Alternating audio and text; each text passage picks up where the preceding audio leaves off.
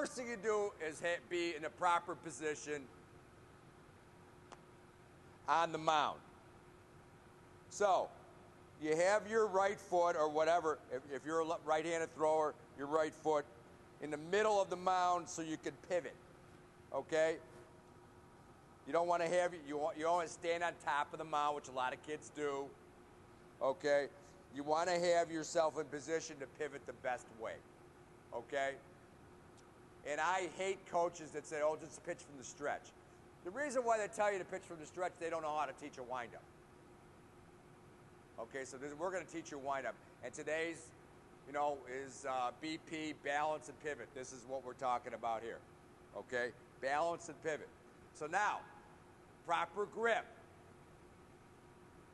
Thumb not flat on the ball, side on a seam. Okay, for purposes, we'll go with a 4-seam grip. Okay, if your fingers are together, more movement. Fingers apart, more control. Okay, fingers together, more movement. Fingers apart, more control. Okay, never have your thumb flat on the ball. The other 2 fingers are support hand. Okay, grip starts it. Now you hide the ball. Why do you hide the ball? You hide the ball from the hitter, and you hide the ball from coaches who, you guys won't be stealing pitches because you're only going to throw 1 pitch. But down the road, when you got coaches, when you go like this and say, oh, he's going to throw a changeup, okay, you want to hide that. Because you can mess with hitters saying, okay, I'm doing all this stuff, but I'm still going to throw the same pitch. Okay, so you're hiding the ball. You learn how to hide in baseball. Your glove is never above your chin. That's illegal. Okay, you can start from here, you can start from here, but it's always hiding. Above your chin is illegal in high school baseball. Okay, that's a balk. Okay, so now, then you start your motion. And a lot of kids go back like this. Well, you're not throwing the ball at second base. All you want to do is get your motion started so it's either like this or like this, and you automatically get into your pivot and your balance position. Now, I'm 59. If I could do this, kids could do this. I still can't push him off. Go ahead. Check it. Okay, and my foot's my foot is totally straight. It's not like this. It's not like this. It's totally straight. Okay? And I'm hiding the ball. Okay? And I'm in perfect balance position. This is power position. Have your kids try to stand here like this for a while. Okay? Now, just like hitting, I haven't rotated at all. Okay? My thumbs have come down out of my glove, both thumbs. And I'm in Greg Maddux position, the best pitcher I know as far as mechanics go. Okay, he came down with his foot flat. Okay, I come down with my ball, my foot on the ground. Okay, never heel land. Never, ever, ever, ever. It stops your hips. It changes your arm slot. Okay, the way you prevent that is have your toe down to start. Toe down to start. Okay? If you see somebody leaning like this, they're never going to get there. They're going to end up on your heel. So again, you should be here, and your weight should be on the inside of your back foot. Okay? Now you're here, and you land like this. This is the way you're supposed to be. If you're here, you're going to be late. You're going to be rush your motion. You're going to be wild. Okay? And here's where the disconnect comes. Many, many coaches teach pushing off the rubber. That's wrong. Why is it wrong? Because when you push off the rubber, your body, which we just talked about in hitting, goes ahead of your arm. Your arm's going to be way late. You're not going to get the maximum rotation. You're going to be wild with no velocity and no movement. So that's why we teach pivot just like in hitting. You're here, you get here, the weight's on the inside of your foot, and you pivot out of there, okay? And you explode your back hip, and everything follows the baseball.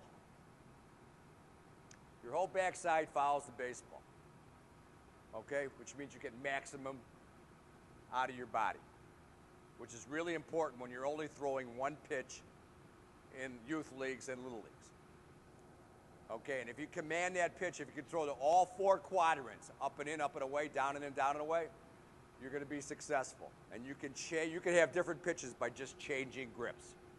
2-seam, 4-seam. Side of the baseball, both sides of the baseball, middle of the baseball. You could have 5 different types of fastballs, and I know this is too technical, but that's the way it is when you're only throwing one pitch. But to review, proper grip. Fingers together, no thumb flat. Or fingers apart if you want more control. Hiding the baseball. Not going way back. It should be 2 to 4 inches the most. Okay? To get your thing started. Balance. No rotation until your foot hits. Okay, thumbs come down out of your glove. I'm in perfect position here. Okay? And then I just release the baseball with a maximum pivot and stand on my, if I land on my heel, I can't stand on my left foot. If you stand on your left foot, you know you've gotten everything behind the baseball. Okay? And my shoulders and my hips have rotated, my shoulders have rotated, I've gotten maximum I can out of that. Now you're going to have some people say, well, do I show the ball to center field? I hate that. You come out of your glove and you show the ball to center field. Well, not only is it wrong as far as I'm concerned, it causes some stress on your rotator cuff. You don't want that with kids. So when you bring it out of your glove, it should be maybe shortstop, okay? It should be natural, okay? My knuckles are pointed toward the shortstop. That's all. That's all.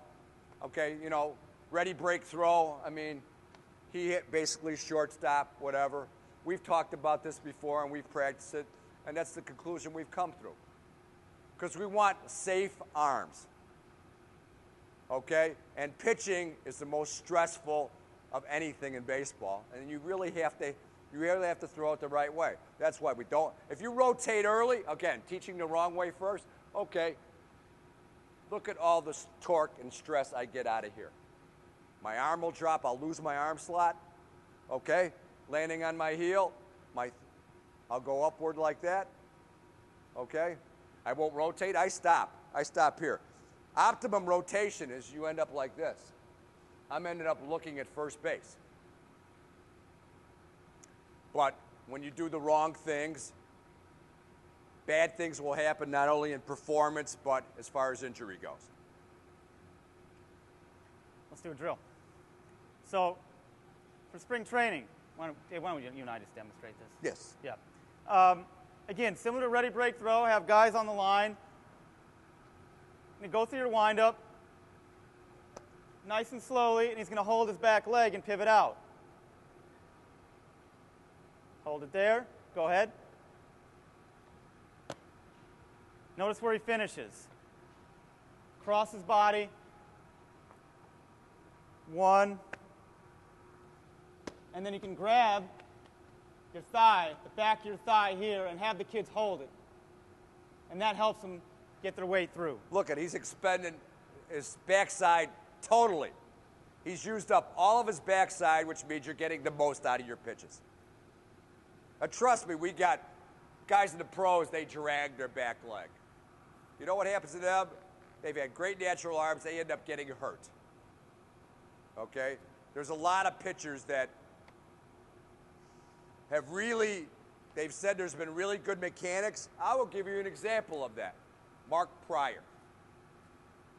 Okay? When I saw Mark Pryor, they said he was a Tom House guy, really good mechanics, and I saw a chicken wing and I saw a heel land, and I said, this guy will not last. Steven Strasburg, bad drag, inverted W. Look what happened to him at age 22. Okay? So, great arms, they try to make, they don't concentrate as much as they can on mechanics, and they get hurt. This is what we're trying to prevent. So now, one more time, okay? Hiding, I have my fingers like slightly apart, okay? And I'm here, and I hold, okay? Okay, and then I pivot out, and I grab. And that's it. You just have the guys in two lines, have them work on holding the balanced position, driving through, pivoting out. And that's spring training. And I was 135 pounds in college, and they clocked me at 91 miles an hour. And I'm sure if I had better mechanics, I could have thrown harder, but I didn't. I came from a public school in Chicago that taught us, we had 14 games a year. We played 39. So, and I had a football coach as a baseball coach, so I didn't learn anything. All I learned was from my dad. So dads could teach. Just as a reminder, kid pitch it starts at what point? Kid pitch, I'm not.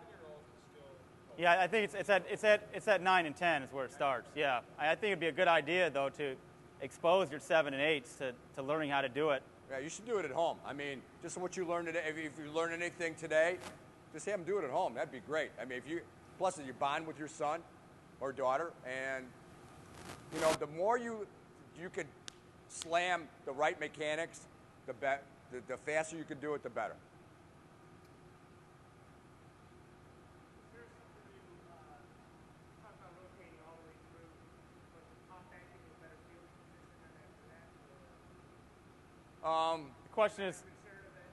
The question is how to pop up in fielding position after you've thrown the ball, after you pitch the ball. Is that correct? Yeah. What we have, when kids do that, they sometimes follow through over their head, and they're here, but they don't. So we're more concerned with full extension and getting out and trying to react that way, being athletic. That is a good question. I'm more concerned with pitching the ball the right way. Right.